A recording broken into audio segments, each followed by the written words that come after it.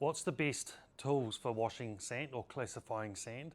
My name is Bert from Equip2, and we're going to do a quick video explainer or comparison on what's the best option for washing sand.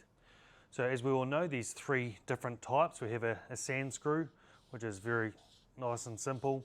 It's on an angle up these ways, and we have a screw which the water is entered in at the base with our sand, and then the screw is pulling the sand up, which is doing two things. It dewaters it and also tries to float off our silt. So at the back here we have the silt floating off the back, and then that goes obviously then to our waste ponds.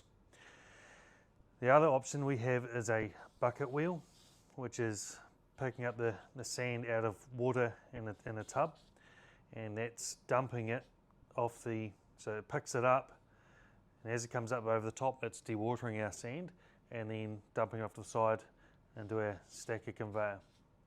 The other option we have is a hydrocyclone. And the way these work is the material is pumped from a pump with our water and sand into the cyclone, and that causes a vortex in that cyclone, and with that vortex our light weights are going up, and then our heavy weights, being our sand portion, is dropping out the bottom, and that will then go onto like a linear action dewatering screen, then onto our conveyor. So what we typically see is the hydrocyclone will cut at 75 micron and has will handle up to 20% silts and does take a lot of water. The bucket wheel typically sits around the 100 to 150 micron, whereas the sand screw typically sits around the 150 micron. So the advantage of the hydrocyclone, that's obviously going to retain as much bottom end and helps us in our spec material, whereas these other two options don't help us in that area.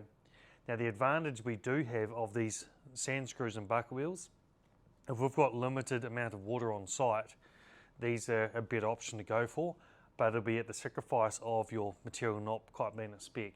If we've got plenty of water for a cyclone, that's obviously the best way to go, but we need to make sure we've got a 30 to 70 split as a ratio, 70% being water, 30% being your sand. And so if we're doing 50 tonnes per hour of sand, we obviously need 150 cube of water per hour to go in to keep the cyclone happy and to be able to make sure it's cutting correctly. So as an overall, the go-to would be a cyclone, but if we don't have the water, then our go-to would be our bucket wheel. And if we got a tight budget, then our go-to would be a sand screw. Trust that helps. Feel free to call the team here at Equip2 if you've got any further questions.